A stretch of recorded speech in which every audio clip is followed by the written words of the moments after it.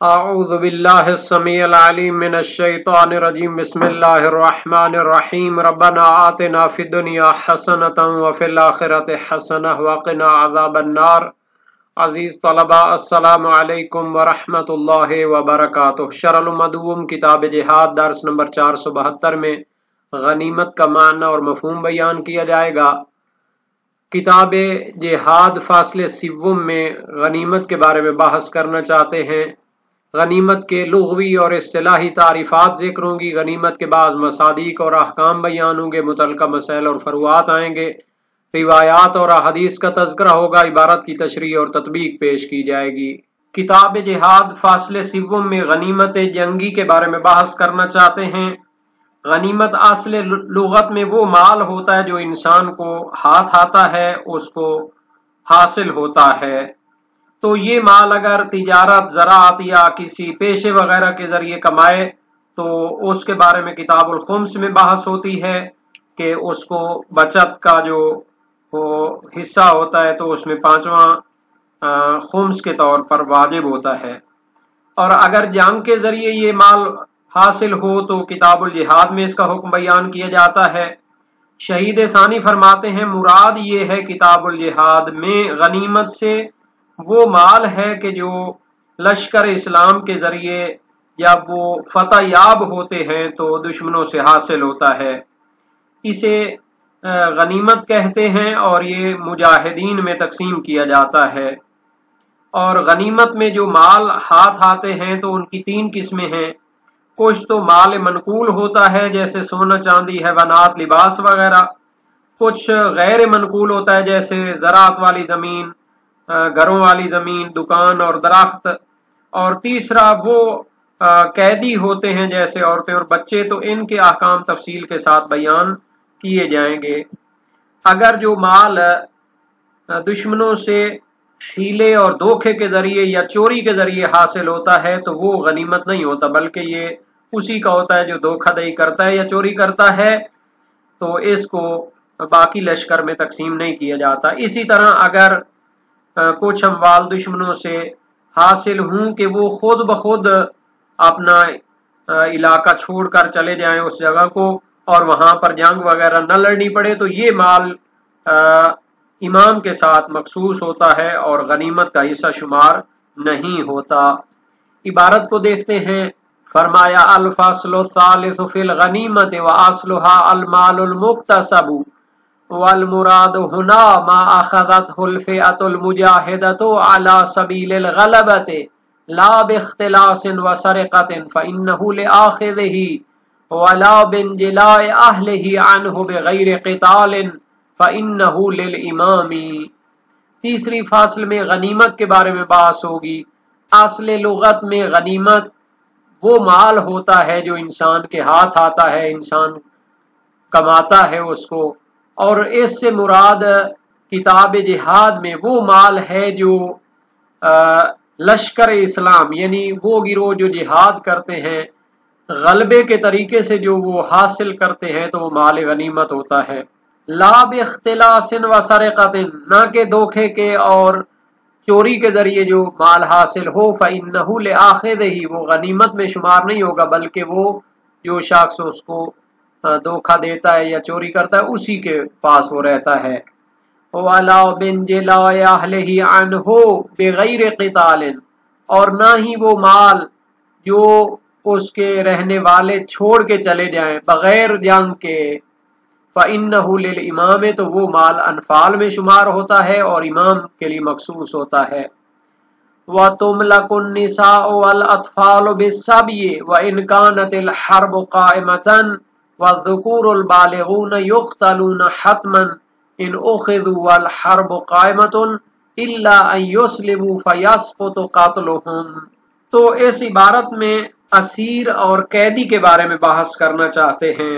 عورتیں اور بچے جو قیدی ہوتے ہیں تو وہ مسلمانوں کی ملکیت میں ہوتے ہیں اور ان کو قتل نہیں کیا جا سکتا اگرچہ ان کو جنگ کے وقت ہی اسیر کیا گیا ہو، لیکن مرد اگر جنگ کے وقت اسیر ہوں تو ان کو قتل کیا جاتا ہے، مگر یہ کہ وہ مسلمان ہو جائیں تو اس صورت میں وہ قتل نہیں کیے جائیں گے۔ لیکن اگر جنگ ختم ہونے کے بعد ان کو اسیر کیا جائے تو ان کو قتل نہیں کیا جائے گا، بلکہ اس کے لیے علیحدہ حکم ہے۔ تملک النساء والاطفال بالسبی، یعنی عورتیں اور بچے ملکیت میں چلے جاتے ہیں بالسبی، جب قیدی بنائے جائیں، وَإِنْ كَانَتِ الْحَرْبُ قَائِمَةً، اگرچہ کہ جنگ ابھی جاری ہو، اگرچہ کہ جنگ ابھی جاری ہو تو ان کو قیدی بنایا جائے گا، قتل نہیں کیا جائے گا۔ اگر جنگ ختم ہو چکی ہو تو بدرجہ اولا وہ قیدی رہیں گے، ان کو قتل نہیں کرنا۔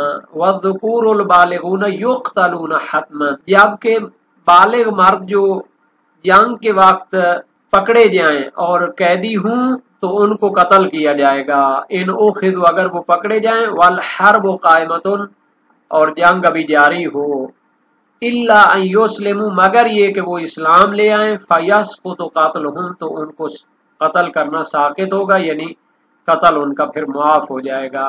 وَيَتَخَيَّرُ الْإِمَامُ حِينَئِذٍ بَيْنَ اسْتِرْقَاقِهِمْ وَالْمَنِّ عَلَيْهِمْ وَالْفِدَاءِ، تو اگر جنگ کے وقت بالغ مرد قیدی ہوں تو ان کو قتل کیا جاتا ہے، مگر یہ کہ وہ اسلام لے آئیں تو قتل ساقط ہو جاتا ہے۔ تو امام علیہ السلام کو اختیار حاصل ہوتا ہے کہ ان کو غلام بنائے یا ان پر احسان کرتے ان کو چھوڑ دے، منت من یمنو، یعنی ان پر احسان کرنا، تو احسان کرتے ان کو آزاد کر دے، والفداء، یا ان سے فدیہ لے کر ان کو آزاد کر دے۔ تو یہ تین چیزوں میں امام کو اختیار ہوتا ہے۔ وقیل یتعین المن علیہم ہنا، ایک نظریہ یہ ہے کہ اس صورت میں ان پر احسان کرتے ہوئے ان کو چھوڑنا واجب ہے متعین طور پر، اور ان کو غلام نہیں بنا سکتے، لعدم جواز استرقاقہم حال الکفر، چونکہ اگر وہ کافر رہتے تو ان کو غلام بنانا جائز نہیں تھا۔ جنگ کی حالت میں جب وہ پکڑے جاتے ہیں، قیدی ہوتے ہیں، تو ان کو اگر وہ کفر کی حالت میں رہتے ہیں تو غلام بنانا جائز نہیں ہے۔ فَمَعَ الْإِسْلَامِ أَوْلَىٰ، تو اگر وہ کلمہ پڑھ لیتے ہیں، اسلام لے آتے ہیں، تو بطریق اولا ان کو غلام نہیں بنایا جا سکتا، بلکہ ان کو یا فدیہ لینا ہوگا یا ان پر احسان کر کے ان کو چھوڑنا ہوگا۔ تو یہ نظریے والے کہتے ہیں کہ ان کو احسان کر کے چھوڑنا چاہیے کیونکہ یہ مسلمان ہو چکے ہیں۔ وَفِيهِ أَنَّ عَدَمَ اسْتِرْقَاقِهِمْ حَالَ الْكُفْرِ إِهَانَةٌ وَمَصِيرٌ إِلَى مَا هُوَ أَعْظَمُ مِنْهُ لَا إِكْرَامٌ فَلَا يَلْزَمُ مِثْلُهُ بَعْدَ الْإِسْلَامِ وَلِأَنَّ الْإِسْلَامَ لَا يُنَافِي الْاِسْتِرْقَاقَ۔ اس نظریے میں اشکال یہ ہے کہ کفر کی حالت میں ان کا غلام نہ بنایا جانا یہ ان کی اہانت ہے، اور غلامی سے بڑے عذاب کی طرف اور بڑے سزا کی طرف انہیں بھیجا جاتا ہے، کیونکہ اگر جنگ کی حالت میں پکڑے جاتے ہیں اور کفر پر باقی رہتے ہیں تو ان کو قتل کیا جاتا ہے۔ تو یہ ان کو غلام نہیں بنا سکتے، تو ان کو پھر چھوڑ بھی تو نہیں رہے، بلکہ ان کی اس سے بڑی توہین ہے اور بڑی ان کے لیے سزا معین ہے۔ لا اکرام، نہ یہ کہ حال کفر میں ان کو غلام نہ بنانا ان کی عزت و احترام کی وجہ سے ہوتا ہے۔ فلا یلزم مثلہ بعد الاسلام، تو خلاصہ یہ ہو گیا کہ جب وہ کلمہ پڑھ لیتے ہیں تو پھر یہ نہیں کہہ سکتے کہ ان کو غلام نہیں بنا سکتے، کیونکہ کفر کی حالت میں ان کو غلام نہیں بنا رہے تھے، حالانکہ کفر کی حالت میں ان کو غلام نہیں بنا رہے تھے، سیدھا آگے پہنچا رہے تھے۔ تو یہاں پر بھی ہے کہ اسلام لانے کی صورت میں اس طرح کا حکم نہیں ہوگا، بلکہ تین آپشن ہے، یا ان کو غلام بنایا جائے گا، یا ان کو احسان کر کے چھوڑا جائے گا، یا ان کو فدیہ لے کر چھوڑا جائے گا۔ وَلِأَنَّ الْإِسْلَامَ لَا يُنَافِي الْاِسْتِرْقَاقَ، نیز اس لیے کہ اسلام لے آنا غلام ہونے کے منافی نہیں ہے، کیونکہ مسلمان بھی تو جو غلام تھے اگر کلمہ پڑھ لیتے تھے تو غلامی پر باقی رہتے تھے، یہ تو نہیں ہوتا تھا کہ وہ غلامی سے نکل جاتے ہوں۔ اسلام لے آنا وہ غلام ہونے کے منافی نہیں ہوتا۔ شہید ثانی کے جواب کا خلاصہ یہ ہے کہ جو آپ نے قیاس کیا ہے اولویت سے، تو یہ قبول نہیں ہے، کیونکہ یہ اس صورت میں صحیح ہوتا کہ ان کو کفر کی حالت میں غلام نہ بنانے کی علت ان کا احترام ہوتا تو مسلمان ہونے کی صورت میں اس احترام کو باقی رکھنا چاہیے تھا، بے طریق اولا اس کو غلام نہ بنا سکتے۔ لیکن ان کے کفر کی حالت میں غلام نہ بنائے جانے کی علت ان کی اہانت ہے، ان کو بڑی سزا دینی ہے، تو یہ علت مسلمان میں نہیں ہے، کیونکہ مسلمان کی اہانت نہیں کر سکتے۔ پس جب علت حکم اس میں موجود نہیں ہے تو پھر یہ جو آپ کہہ رہے تھے کہ اس کو غلام بنانا جائز نہیں، یہ حکم بھی ثابت نہیں ہوگا۔ نیز یہ کہ مسلمان ہونا اس کے غلام ہونے کے منافی نہیں ہے۔ جنگ مکمل ہونے کے بعد اگر وہ اسیر ہوتے ہیں اور مسلمان ہو جاتے ہیں تو بھی ان کو غلام بنانا جائز ہوتا ہے۔ تو اسی طرح کہہ سکتے ہیں کہ جنگ کی حالت میں جب وہ پکڑے گئے اور مسلمان ہو گئے تو غلام بنانا ان کو جائز ہونا چاہیے۔ وحيث يجوز قتلهم يتخير الإمام تخير شهوة بين ضرب رقابهم وقطع أيديهم وأرجلهم وتركهم حتى يموتوا إن اتفق وإلا أجهز عليهم۔ یہ صورت میں ان کو قاتل کرنا جائز ہے تو امام کو اختیار حاصل ہے، تخیر شہوت یعنی اس کی مرضی کے مطابق، مصلحت پر موقوف نہیں ہے بلکہ جس کو وہ اختیار کرنا چاہے وہ کر سکتا ہے۔ بین ضرب رقابہم ان کی گردن مار دے، وقطع ایدیہم وارجلہم یا ان کے ہاتھ پاؤں کاٹ دے، وترکہم اور ان کو چھوڑ دے، حتی یموتوا حتی کہ وہ مر جائیں۔ ان اتفق اگر اس طرح ہاتھ پاؤں کاٹنے سے، خون بہنے سے وہ مر جائیں تو ٹھیک، وَإِلَّا أَجْهَزَ عَلَيْهِمْ ورنہ ان کو جلدی قتل کرنے کے لیے کوئی طریقہ اختیار کیا جائے گا۔ وَإِنْ أُخِذُوا بَعْدَ أَنْ وَضَعَتْ الْحَرْبُ أَوْزَارَهَا أَيْ أَثْقَالَهَا مِنَ السِّلَاحِ وَغَيْرِهِ وَهُوَ كِنَايَةٌ عَنْ تَقَضِّيهَا لَمْ يُقْتَلُوا وَيَتَخَيَّرُ الْإِمَامُ فِيهِمْ تَخَيُّرَ نَظَرٍ وَمَصْلِحَةٍ۔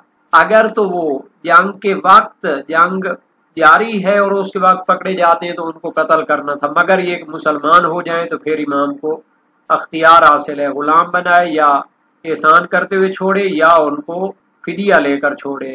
لیکن اگر وہ پکڑے جائیں بعد ان وضعت الحرب اوزارہا جبکہ جنگ اپنے اوزار کو رکھ چکی ہو، یعنی کہ اپنے بار رکھ چکی ہو، من السلاح اسلحہ وغیرہ رکھ دیا ہو، وغیرہ ہی اور باقی جو اس میں حرکات ہوتی ہیں جنگی وہ ختم ہو چکی ہوں۔ وَهُوَ كِنَايَةٌ عَنْ تَقَضِّيهَا یہ وضعت الحرب اوزارہا جنگ نے اپنے بار رکھ دی ہوں، یہ کنایا ہے کہ جنگ ختم ہو چکی ہو۔ تقضی تقضا یا تقضی یہ جنگ ختم ہونے کے معنی میں ہوتا ہے۔ لم یقتلوا اگر جنگ ختم ہونے کے بعد دشمن قید ہوتا ہے تو اس کو قتل نہیں کیا جائے گا۔ وَيَتَخَيَّرُ الْإِمَامُ فِيهِمْ تَخَيُّرَ نَظَرٍ وَمَصْلَحَةٍ تو اس صورت میں امام کو ان کے بارے میں اختیار حاصل ہے، لیکن اس صورت میں امام نے دیکھنا ہے کہ کس کام میں مصلحت ہے۔ تخیر نظر و مصلحہ یعنی وہ مصلحت اور ثوابدید کو دیکھے گا۔ بین المن علیہم کہ ان کو احسان کرتے ہوئے چھوڑ دے، والفداء لانفسہم بمال حسب ما یراہ من المصلحہ یا پھر فدیہ دے کر وہ آزادی حاصل کریں، بمال اتنے مال کا فدیہ دیں، حسب ما یراہ من المصلحہ جو امام مصلحت کے تحت ان کے لیے معین کرتے ہیں، تو امام کے مصلحت کے تحت معین کردہ مال کو ادا کریں اور آزادی حاصل کریں۔ والاسترقاق اور تیسرا آپشن ہے کہ ان کو غلام بنانے میں اختیار ہے۔ حربن کانو ام کتابیین چاہے وہ حربی کافر ہوں یا کتابی ہوں، یہود و نصارہ میں سے ہوں۔ وحیث تعتبر والمصلحة لا يتحقق التخییر الا مع اشتراک ثلاثة فیها على السواء چونکہ جب وہ جنگ ختم ہونے کے بعد بالغ مرد قید ہوں تو ان میں امام کو اختیار حاصل ہے مصلحت کے تحت اور ثوابدید کے تحت ان تین میں سے ایک کام کرے، یا ان کو احسان کر کے چھوڑے یا فدیہ لے کر چھوڑے یا ان کو غلام بنائے۔ تو چونکہ ان تینوں میں مصلحت کے تحت اس نے کام کرنا ہے، لا یتحقق تخیر تو یہ تخیر ثابت نہیں ہوگی الا مع اشتراک ثلاثۃ فیہا مگر یہ کہ وہ تینوں کام مصلحت میں برابر ہوں، علی السواء मसलहत में वो तीनों शरीक हूँ बराबरी के तौर पर। व इल्ला तअय्यन अर्राजिह वाहिदन कान अमला, वरना जब सब में मसलहत बराबर न पाई जाती हो, तअय्यन अर्राजिह हो तो जिसमें ज्यादा मसलहत पाई जाती हो वो हुई मुअय्यन हो जाएगा। वाहिदन कान अम अक्सरा, चाहे वो एक सूरत हो या ज्यादा सूरतें हों। तो जिस सूरत में हम कहते हैं कि मसलहत के तहत उनके बारे में फैसला किया जाएगा, तो जिसमें मसलहत होगी उसको अपनाया जाएगा।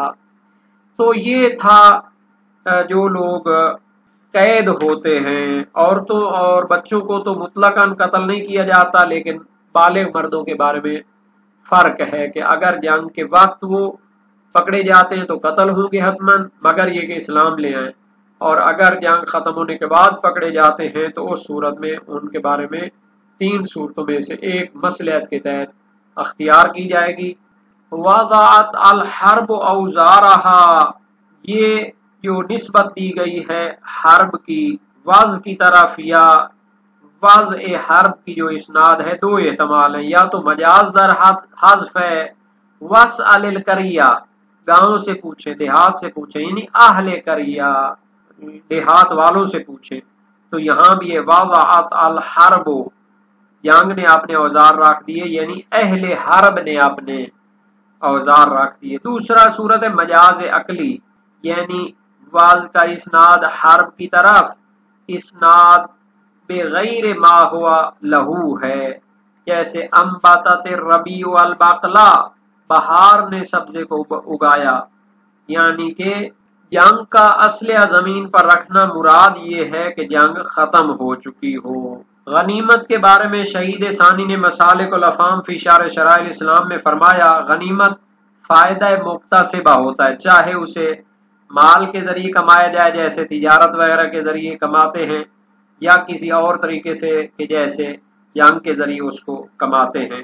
तो फरमाते हैं कि इसका जो मफहूम लुग़वी है वो तो बड़ा वसी है, लेकिन किताब जिहाद में गनीमत से मुराद जंगी अमवाल जो हासिल होते हैं, जबकि आयत खुम्स में उसका अमूमी माना मुराद है, वअलमू अन्नमा गनिमतुम मिन शैइन फअन्न लिल्लाहि खुमुसह, जो भी कुछ साल में तुम कमाते हो तो उसका खुम्स वाजिब है।